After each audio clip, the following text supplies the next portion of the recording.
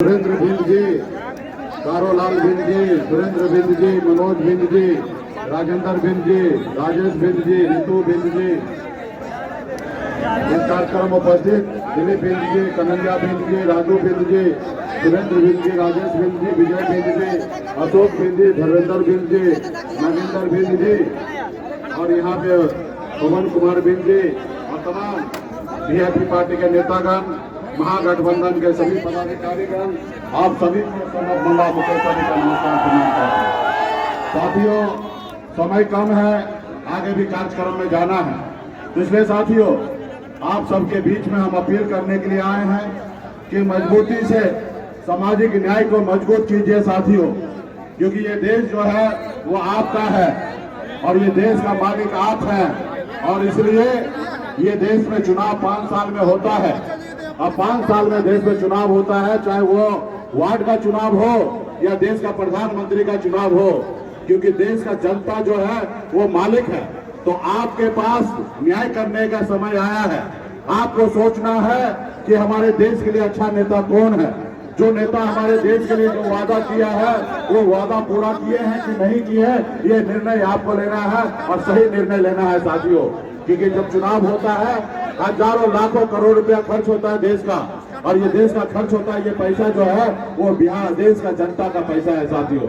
इसलिए जब सरकार बनता है तो इसलिए वो देखना है कि वो काम सही कर रहा है कि नहीं कर रहा है, जो सरकार ने जो वादा किया वो पूरा कर रहा है कि नहीं कर रहे हैं। जैसे मोदी जी आए 2014 में और उन्होंने देश के युवा से वादा किए थे कि हम हर युवा को नौकरी देंगे, क्या वो वादा पूरा किए?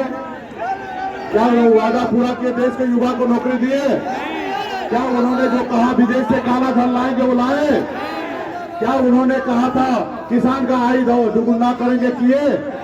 तो इसलिए साथियों आपको ये सोचना है, आज का जो सरकार है वो धर्म के ऊपर हम लोगों को घुमा रहा है, हिंदू मुसलमान कर रहा है, मस्जिद कर रहा है। इसके लिए साथियों देश के सरकार का काम है देश के लोगों की सुरक्षा करना।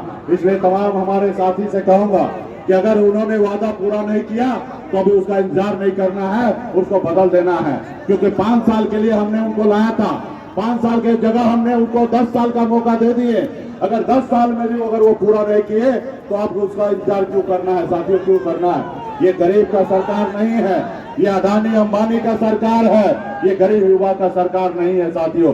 आज हम लोगों को घर परिवार को कहते हैं 5 किलो चावल दे रहे हैं और वही उसी को लोग कह रहे हैं कि ये विकास है। बताइए, ये 5 किलो चावल 1 महीना में देना क्या हमारे देश के लिए विकास है? नहीं है साथियों।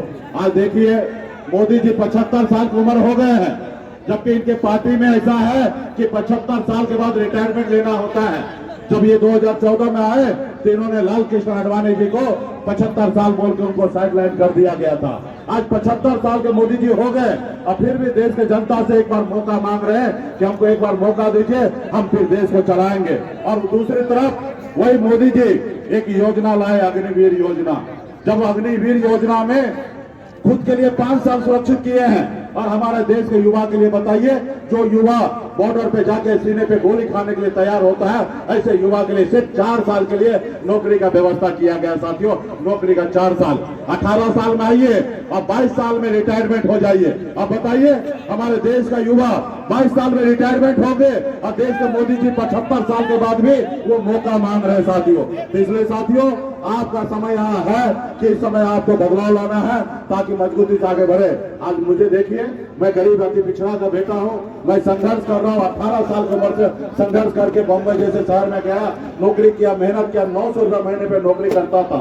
वहां से मैं बिहार आया, अपने लोगों के हक अधिकार के लिए लड़ाई लड़ रहा था। आपने देखा 4 को विधायक हमने 2020 में बनाया। हमारे सहयोग से नीतीश कुमार बिहार का मुख्यमंत्री बने। अगर हम समर्थन नहीं देते तो नीतीश कुमार बिहार का मुख्यमंत्री नहीं बनता, लेकिन हमने उनको मुख्यमंत्री बनाया और उसके बदले में हमको क्या मिला? हमारे विधायक को खरीद लिया। जो सरकार हमने बनाया उस सरकार से मंत्रिमंडल से हमको बाहर कर दिया, हमको रोड पे ला दिया।